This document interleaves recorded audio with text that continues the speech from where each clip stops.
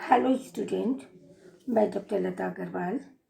आज हम BA part 1 paper foundation of Indian culture के टॉपिक भक्ति मूवमेंट पार्ट 5 का अध्ययन करेंगे। भक्ति आंदोलन के प्रवर्तक संत, भक्ति आंदोलन को प्रेरक करने वाले जो सेंट थे उनके बारे में हम अध्ययन करेंगे। फॉर एग्जाम्पल, इसको प्रेरक करने वाले सर्वप्रथम आदि शंकराचार्य, रामानुजा, निम्बार्क, माधवाचार्य, रामानंद और वल्लभाचार्य आदि संत थे। आगे चल कर के हम अन्य संतों के बारे में भी पढ़ते हैं जो इन्हीं के शिष्य थे। इसी प्रकार जब हम देखते हैं, आदि Shankaracharya and Shri Ramanujacharya are two of the most important saints in Hinduism. They are the fountainhead of two different schools of thought that helps devotees in the path of moksha. बच्चों, मोक्ष की अवधारणा कहाँ से आई? आपको पता है, हम वेदों में पढ़ते हैं प्रकृति के उपासना की जाती थी। प्रकृति का दैवीयकरण कर दिया गया था, लेकिन मानवीकरण कर दिया गया था, परंतु ना तो वहाँ सगुण अर्थात मूर्ति पूजा थी और ना ही कोई मोक्ष की अवधारणा थी। वैदिक काल के अंतर्गत 3 पुरुषार्थों की परिकल्पना की गई थी: धर्म, अर्थ, काम। और मोक्ष की अवधारणा या कॉन्सेप्ट ऑफ द मोक्ष को उपनिषदों में डायलेक्ट किया गया या उपनिषदों में एस्टेब्लिश किया गया था। और उपनिषदों के बाद ही जिसको हम दर्शन के नाम से जानते हैं, उसमें मानव को मृत्यु के बाद अंतिम समय जो मुक्ति मिलती है, वो मुक्त होकर के, अपने शरीर से मुक्त होकर के वो कहाँ प्रयाण करती है, आत्मा के लिए बताया गया। उसको हमने हमारे उपनिषदों में मोक्ष की संज्ञा दी है। तो ये लोग भी है ना, how we have to get moksha का एक वे ऑफ मोक्ष का वो मार्ग बताया गया है। और इसको इन्होंने अद्वैतवाद, विशिष्टाद्वैतवाद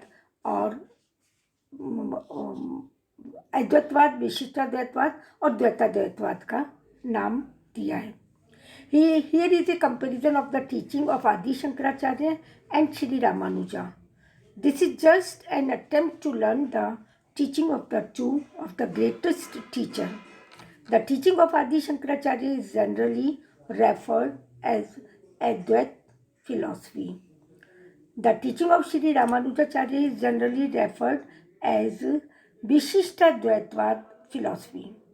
रामानुजाचार्य को मध्ययुगीन भक्ति आंदोलन का जन्मदाता माना जाता है, जिसका जन्म श्रीरंगम के आचार्य परिवार में हुआ। इन्होंने गृहस्थ जीवन के बाद में उत्तर भारत के धार्मिक स्थानों का भ्रमण किया और धार्मिक ग्रंथों का अध्ययन किया और अपने विचारों की पुष्टि के लिए 5 ग्रंथों की रचना की: वेदांत सारम, वेदांत संग्रहम, वेदांत दीपक, भगवद गीता टीका और ब्रह्म सूत्र की टीका, जो श्री भाष्य के नाम से प्रसिद्ध है। रामानुजा ने शंकराचार्य के अद्वैतवाद में कुछ संशोधन करके विशिष्टाद्वैतवाद की स्थापना की। शंकर का ब्रह्म शुद्ध, बुद्ध और निराकार था। उसका मनुष्य से कोई सीधा संपर्क नहीं था। साधारण मनुष्य तो उसकी कल्पना भी नहीं कर सकता। इसी ब्रह्म में ईश्वर का आरोप कर रामानुज ने उसे साधारण मनुष्य की बुद्धि की पकड़ में लाने का प्रयास किया, जो सगुण भक्ति के रूप में जाना गया।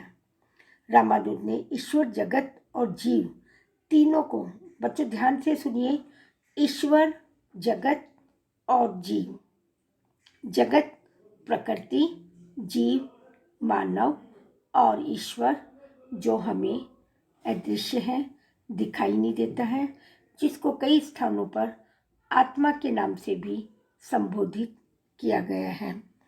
तीनों को सत्य अनादि माना है। जीव और जगत को अनिवार्य रूप से ईश्वर पर आश्रित माना है। हम दोनों किस पे निर्भर है? प्रकृति और जीव ईश्वर पर निर्भर है। रामानुज का ईश्वर सगुण है, सर्वगुण संपन्न है, सर्वज्ञ है, सर्वशक्तिमान है और सर्वत्र विद्यमान है। वह इस पुष्टि का निर्माता है और उसकी रचना सीमित अर्थ में उससे अलग है। यही द्वैत का आधार, भक्ति के सिद्धांत का आधार है। इस स्थिति में जीव अपने ईश्वर से व्यक्तिगत संबंध स्थापित कर सकता है। अकॉर्डिंग टू रामानुजा ने प्रपत्ति के मार्ग को भी बताया। मोक्ष प्राप्ति के लिए इस मार्ग को सरल बताया, क्योंकि इसमें न ज्ञान की आवश्यकता होती है और न ही विद्या अभ्यास की और न ही योग साधना की। ईश्वर में आप यदि पूर्ण विश्वास करते हो और अपने आप को समर्पित कर देते हो तो वही प्रपत्ति है। क्या है प्रपत्ति बच्चों? ईश्वर में विश्वास करना और अपने आप को उसको समर्पित कर देना। उनको यह मार्ग सभी के लिए खुला था, उसमें कोई जातिगत भेदभाव नहीं था। लाखों शूद्र और अंत्यजों के लिए भी हिंदू धर्म में आशा की किरण लेकर आया।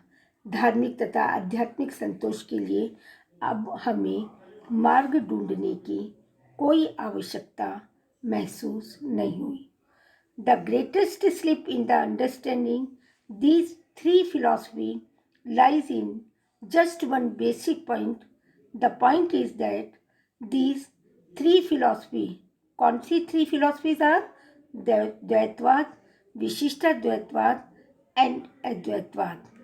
These three philosophies are confined to a special case of human incarnation only, in which God and a human soul coexist in the same human body as per the Veda. God enters a human body existing with its soul as per the Gita. Thank you.